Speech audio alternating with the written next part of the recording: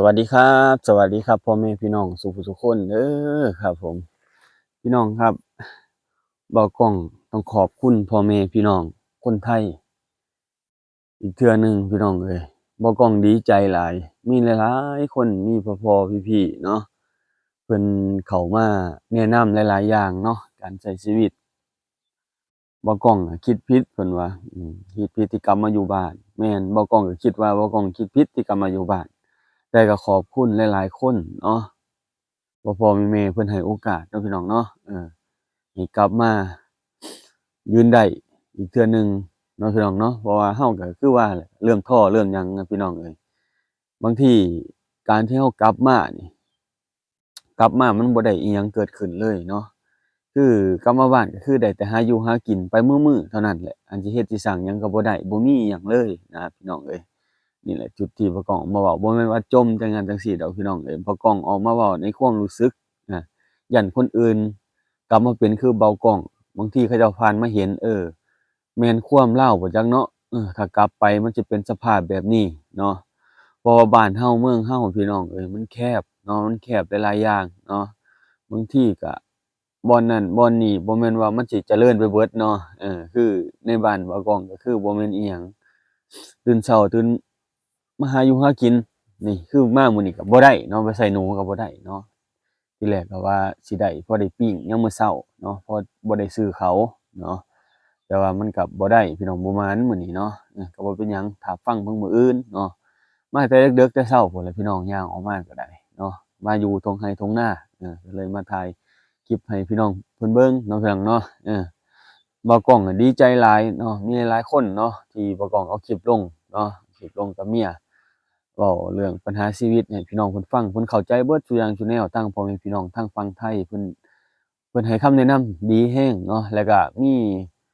พ่อๆพี่ๆเนาะเพิ่นโทรเข้ามาพี่น้องเอ้ยเพิ่นเข้าแชตเข้ามาทางอัน LINE ทางหยังเนาะพี่น้องเนาะเพิ่นโทรเข้ามาวันก่อนนี่พ่อเพิ่นโทรเข้ามาให้กำลังใจเนาะแล้วก็ให้คำแนะนำหลายๆอย่างอะพี่น้องเอ้ย พ่อเพิ่นอยู่สุพรรณเพิ่นไปได้เมียคนสุพรรณเพิ่นเป็นคนอุบลนี่แหละพี่น้องเอ้ยเพิ่นว่าพ่อบ่เคย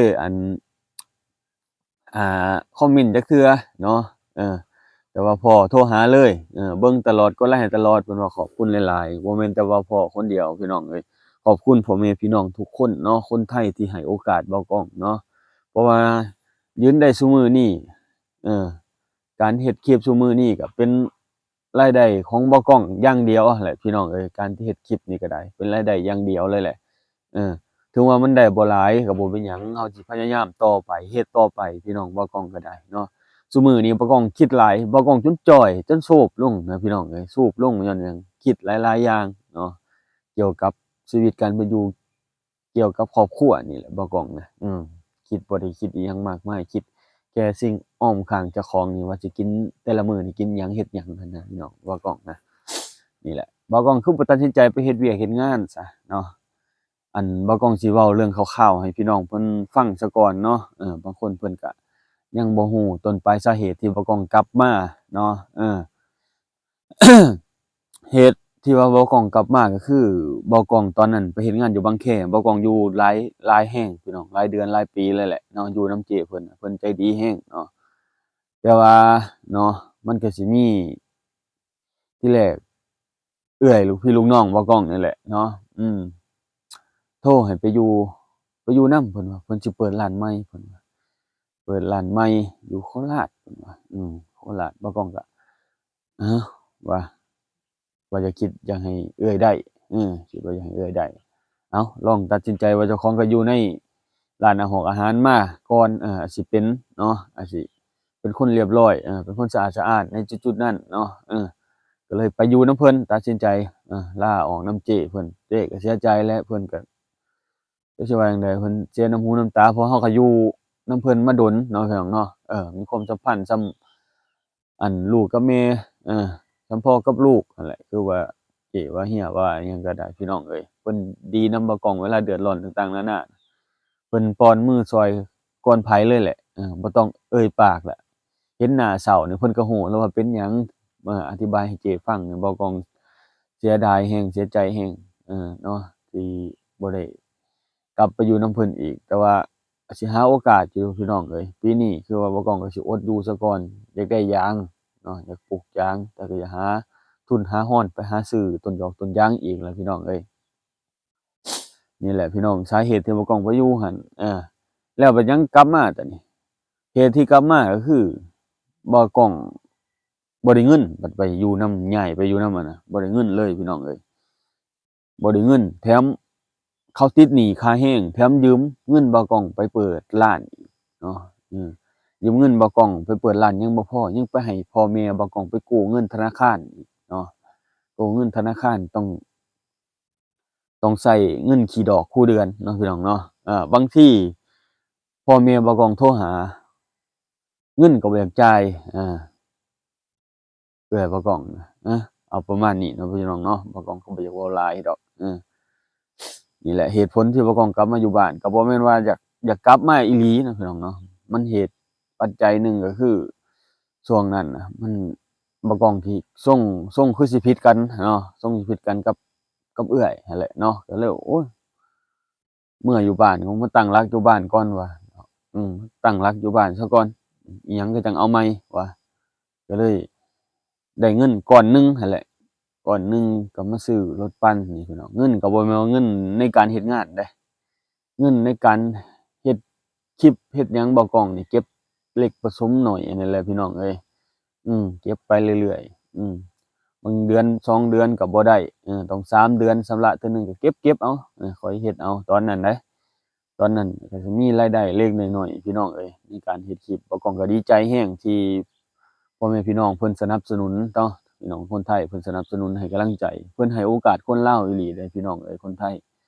เพิ่นใจดีกับซุมเฮาเนาะเพิ่นคือว่าแหละเฮาก็เป็นบุคคลคนหนึ่งแหละที่แบบจั่งใดพี่น้องไปอยู่ประเทศไทยแล้วเฮาก็แสดงออกต่อกับคนไทยคือกันเนาะก็คือเฮารักเฮาแพงคนไทยเพิ่นเลยเอ็นดูเฮากลับคืนบ่ก้องเชื่อกับสิ่งศักดิ์สิทธิ์เนาะพระพุทธพระธรรมพระสงฆ์เนาะพี่น้องเนาะสิ่งศักดิ์สิทธิ์เพิ่นช่วยเฮาเพิ่นให้พ่อแม่พี่น้องเพิ่นเมตตาเฮาอืมพี่น้องเอ้ยบ่ก้องดีใจในจุดๆนี้แหละการที่เฮ็ดดีบางทีมันก็สิบ่เป็นผลดอกในมื้อนี้เนาะแต่ในมื้อหน้ามื้อในอาจสิบ่แน่มันอาจจะส่งผลในมื้อข้างหน้าเนาะในมื้อที่เฮาอายุหลายกว่านี้ แต่ว่าเราก็ดีใจอยู่ดอกที่ได้มีประสบการณ์ในจุดๆนี้ผ่านทุกข์ผ่านหยังมาในมื้อหน้ามื้อในคำว่าทุกข์กว่านี้เราก็สิเก็บเอาในมื้อนี้แหละไปเป็นบทเรียนเนาะพี่น้องเนาะเก็บเอาในมื้อนี้แหละไปเป็นบทเรียนเพื่อสอนใจในมื้อหน้าบ่ากล้องก็สิได้เนาะในใจเจ้าของน่ะ ก็อยากไปอยู่ประเทศไทยพู้นแหละอยากไปเก็บเงินจัก2ปี3ปีเพื่อมาตั้งหลักได้เนาะเพราะว่า2-3ปีนี่ที่เราไปนี่ต้องมีเงินก้อนพี่น้องเอ้ยเพราะว่า การเฮ็ดเรือนเฮ็ดบ้านซุมื้อนี้ก็มันบ่แม่นอีน้อยๆเรือนหลังน้อยๆก็ระดับ5-6แสนบาทแหละพี่น้องเอ้ย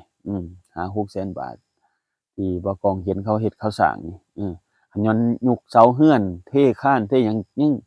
ยังเกือบเบิดแสนบาทนะพี่น้องเอ้ยซุมื้อนี้นะแถวเขตบ้านบ่กองเขตบ้านนอกนี่อยู่ตามชนบทคือว่าแหละค่าขนส่งค่านั่นค่านี่มันแพงไปเบิดเนาะพี่น้องเนาะอิฐก็ก้อนละเท่าใดเนาะอิฐบ่กองสั่งมา แพงอยู่อิฐบล็อกนะพี่น้องอิฐบล็อก3ช่องก็แพงเติบอยู่พี่น้องเอ้ยเอามาเฮ็ดห้องก่อห้องช่วงปั้นข้าวแล้วเนาะปั้นข้าวแล้วเงินขายข้าวไปซื้ออิฐบล็อกซื้อปูนมาเทมาก่อพี่น้องเอ้ยพอได้อยู่ได้เช่าเพราะว่ามันห้องก็คือว่าแหละแต่กี้เป็นผาไม้แอ้มเนาะมุดเข้าน้ำฝนซึมเข้ามันแหละหลายๆอย่างเนาะพี่น้องเนาะมันเลยเป็นไปเนาะยามมุดยามงูเทื่อไม่งอดไม่เง่าต้องเฮ็ดบ่กล้องก็ได้ถึงว่าบ่แม่นเรือนเจ้าของก็เรือนพ่อเฒ่าเราก็อยู่นำเพิ่นเนาะเราสิอยู่นำเพิ่นก่อนนั่นแหละก่อนสิตั้งหลักตั้งฐานได้เนาะพี่น้องเนาะเอาพี่น้องบ่กล้องดีใจหลายที่พ่อแม่พี่น้องคนไทยเพิ่นให้กำลังใจขอบคุณหลายๆเด้อครับก็ขอให้พ่อแม่พี่น้องทุกคนที่เข้ามาให้กำลังใจบ่กล้องเจริญเนาะทุกด้านเลยแหละพี่น้องเอ้ยกับหน้าที่การงานการเงินเนาะบ่ให้ข้องให้ค่า ให้ไหลลวงเนาะพี่น้องเนาะเฮ็ดหยังก็ให้สมปรารถนาทุกอย่างทุกแนวเนาะพี่น้องเนาะเอาใจสู้ช่วยกันเด้อพี่น้องเด้อทั้งพี่น้องของฝั่งไทยก็ได้เนาะบ่กล้องเห็นข่าวเบิ่งข่าวก็โอ้ยพี่น้องเอ้ยก็คือว่าแหละเนาะเพิ่นก็ค่อยๆแก้ไปในหลายๆจุดเนาะพี่น้องเนาะเอาโอเคพี่น้องขอบใจหลายๆขอบคุณหลายๆเด้อพี่น้องทั้งฝั่งไทยฝั่งลาวก็ได้เนาะขอบคุณครับ